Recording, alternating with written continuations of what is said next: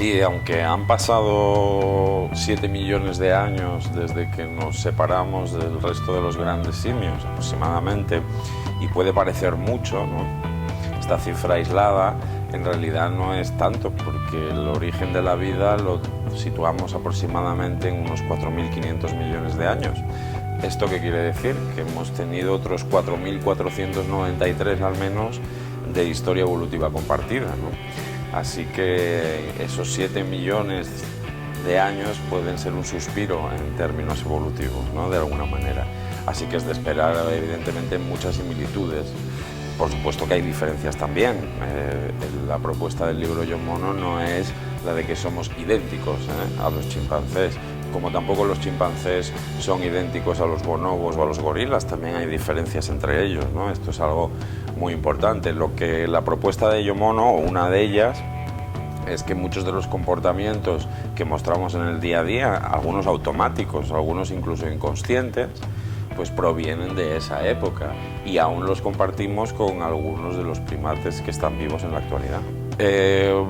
Vamos a uno muy divertido, y es lo que pasa, por ejemplo, en los ascensores, ¿no? ¿Por qué nos sentimos incómodos en un ascensor cuando subimos con una persona desconocida y tratamos de alejarnos lo más posible, de evitar la mirada o los ojos, e incluso de hablar de cosas que indican que estamos de buen humor o que nuestra intención no es agresiva? Bueno, ¿de dónde viene todo este patrón de comportamientos?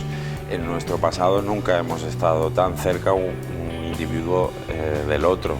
Esto indicaba, o era, sobre todo si era desconocido, era un indicador de agresividad. Es decir, al acercarme a otro, si yo no le conozco, es un momento peligroso que hay que gestionar, ¿no?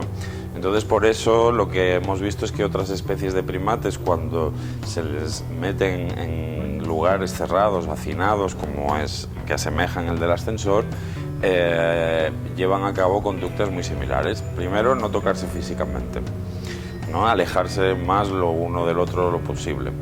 Segundo, no mirarse demasiado los ojos o a la cara, lo que puede ser interpretado como señal de agresividad. Y lo tercero, ya cuando ha pasado un tiempo, incluso hacer gestos y comportamientos afiliativos, como el nuestro de hablar del tiempo, de algo agradable, para reducir la ansiedad, ¿no?, que produce ese momento, y bueno, y que no suceda nada.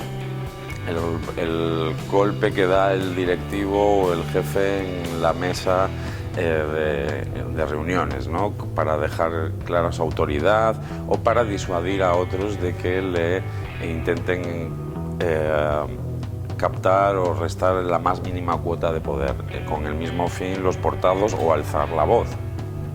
Bueno, pues todas estas demostraciones de fuerza, cuyo fin es disuadir al contrario, entre comillas, o a los que te rodean, de que se enfrenten, los encontramos en chimpancés o en gorilas en el famoso golpe que se dan en el pecho. Bueno, este es el mismo, persiguen el mismo objetivo.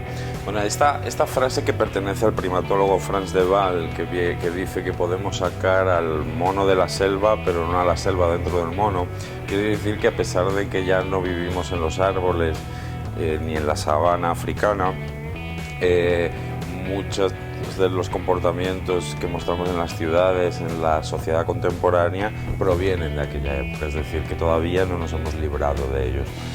No quiere decir que debamos de hacerlo, es decir, no todo lo que hemos heredado de aquel pasado es negativo, porque si no, no estaríamos aquí, no seríamos la especie más exitosa del planeta Tierra, ¿no? Es decir, hay muchos comportamientos que siguen siendo muy positivos y que compartimos con otros grandes simios, como por ejemplo cuidar las relaciones, es decir, o la generación de alianzas.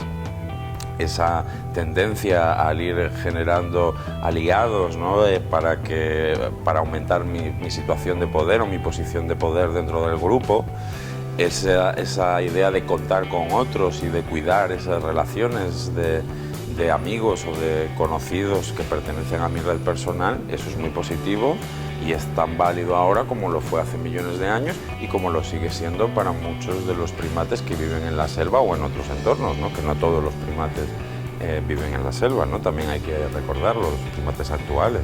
Otro de los mensajes que contiene el libro y que me parece de los más importantes tiene que ver con la idea de si somos buenos o malos por naturaleza, si nacemos buenos o malos.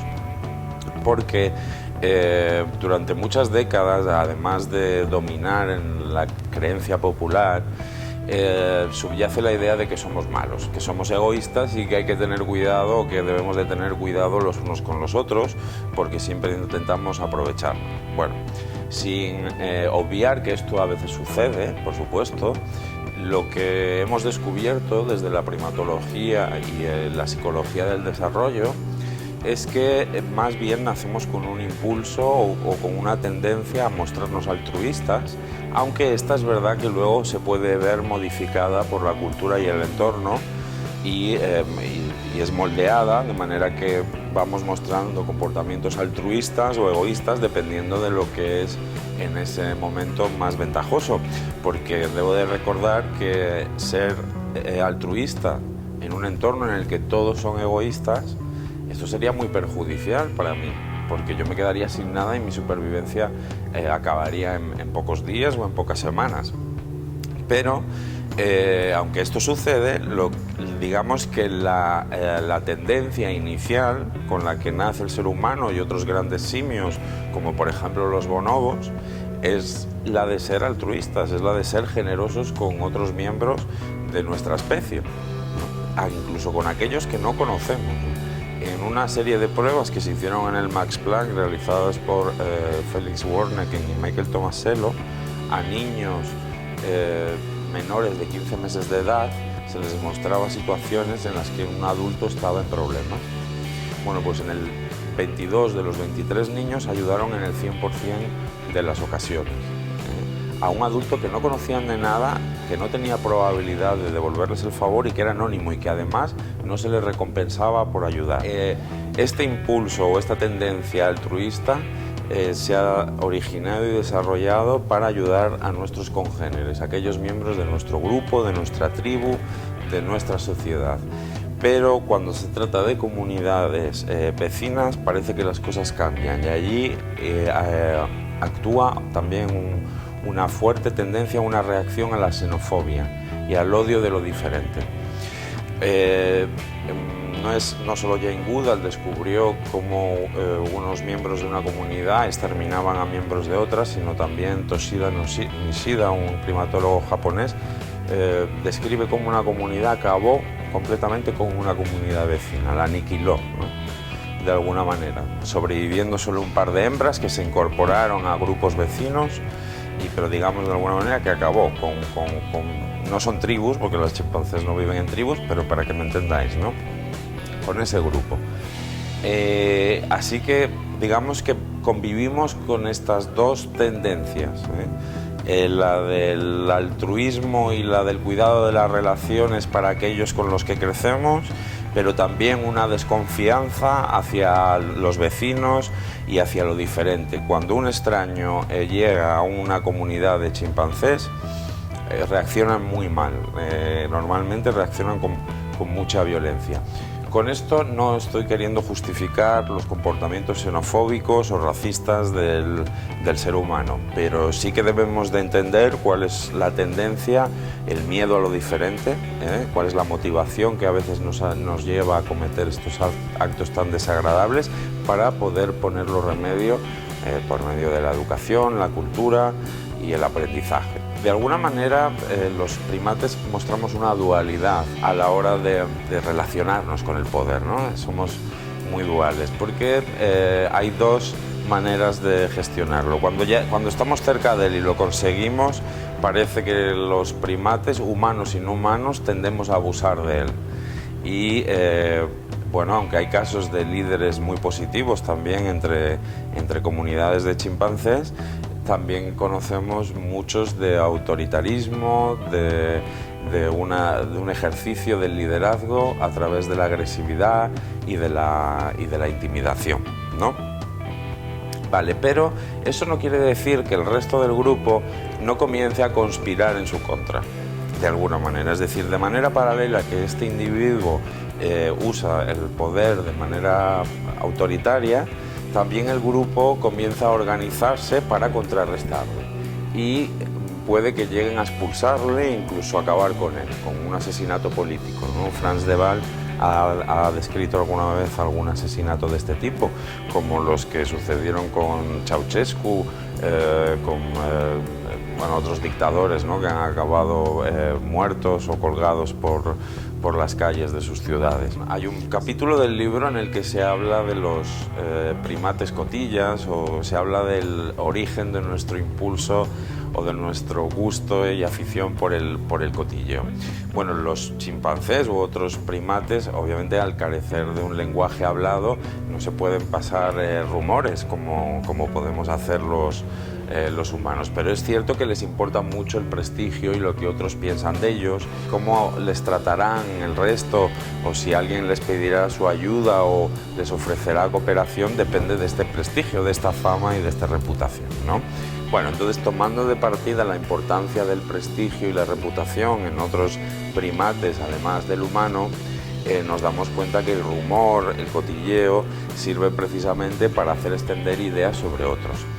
Y para manejar o gestionar el prestigio, para bien y para mal, en ambas direcciones. ¿Cómo elegimos peluquero o cómo elegimos taller mecánico? Bueno, a veces es la casa, pero otras veces, o a veces la cercanía, el precio, ¿no? Pero muchas veces tiene que ver con lo que nos han dicho otras personas sobre ese profesional. Corta bien el pelo, no lo corta, pone recambios originales, no los pone, el pescado es fresco, no, te vende el lenguado de hace días, etcétera, ¿no? Algunos son verdaderos y algunos son falsos, pero lo cierto es que tomamos una gran cantidad de decisiones basados en esta información, en los cotilleos, ¿no?, de otros. Es cierto que luego esta afición por el cotilleo la hemos llevado al extremo y hablamos de personas que no van a influir en nuestra vida y que no necesitamos saber nada de si son buenos o malos, o como Belén Esteban o el Conde Lequio. Es decir, esta gente, yo no voy a interaccionar con ellos y a mí no me vienen a vender nada, pero bueno, si algún día vinieran vendiéndome un seguro, ¿no?, pues seguramente toda esa información que hemos ido recopilando a través de los programas del corazón nos sirviera para tomar una decisión de si sí o no le compraríamos algo, ¿no?, ese producto. Bueno, el amor es un tema controvertido siempre, las emociones y los sentimientos es un tema especialmente complicado, aunque cada vez contamos con más pruebas, pero ha habido muchos escépticos que negaban las emociones a los animales. Ahora sabemos que no, que poseen la estructura cerebral y los elementos químicos y las hormonas, etcétera, son idénticos a los nuestros, ¿no?, al menos en las especies más cercanas. Por lo tanto, potencialmente pueden sentir el amor, o pueden sentir amor como lo hacemos los humanos. Claro, eso no quiere decir que sea idéntico. A lo mejor, como dice Mark Bekoff, hay que hablar de amor de mono, de amor de chimpancé, de amor de elefante, ¿no?, porque todos puede que lo vivan de una manera ligeramente o no, pero diferente, pero potencialmente pueden sentir amor, ¿vale? Eso en cuanto a la estructura cerebral y la química asociada. En el comportamiento, hombre, no observamos comportamientos tan extremos como en los humanos de gente que se suicida por amor, ¿no? Que esto es, mucha gente me dice, hombre, fíjate hasta qué punto llega el humano, ¿no? Bueno, pero los animales sí que hemos visto cómo cuando a veces perdían a su pareja, dejaban de comer y se dejaban ir, entre comillas, ¿no? Como sucede con algunos ancianos, o parece suceder con algunos ancianos, que cuando pierden a la pareja parecen no querer vivir o perder las ganas de vivir, y algunos han sugerido si esta es la única manera que tienen de suicidarse los animales, ¿no?, dejándose ir como nuestros ancianos, ¿no? Entonces sí que encontramos algunas similitudes también en cuanto al comportamiento o cómo se cuidan. Yo recuerdo una orangutana del Zoo de Santillana del Mar que todas las mañanas le llevaba al macho su botella de leche, que es algo realmente complicado en la naturaleza al observarlo, cómo comparten de manera activa, ¿no? Porque sí se dejan coger comida, pero el coger algún recurso e ir a dárselo a tu pareja con la que por cierto llegó a tener 3 crías maravillosas, pues sí nos llama la atención. Uy, para mí, fíjate, pues para mí un hombre moderno es conectar con nuestro pasado evolutivo de hace millones de años, ¿no? Que puede parecer una contradicción, pero creo que en la sociedad actual estamos recuperando algunas ideas que tienen que ver con la cooperación, con el trabajo en equipo, con la necesidad de la ayuda de todos, ¿no? De esta idea de que la suma del trabajo en equipo es mayor que la suma de los trabajos individuales por separado, y aunque esta es una idea que surgió hace millones de años, creo que es muy moderno el que recurramos a ella, ¿no? Que cooperemos, que cuidemos las relaciones con otros hombres, con otras mujeres, ¿no? y que crezcamos juntos.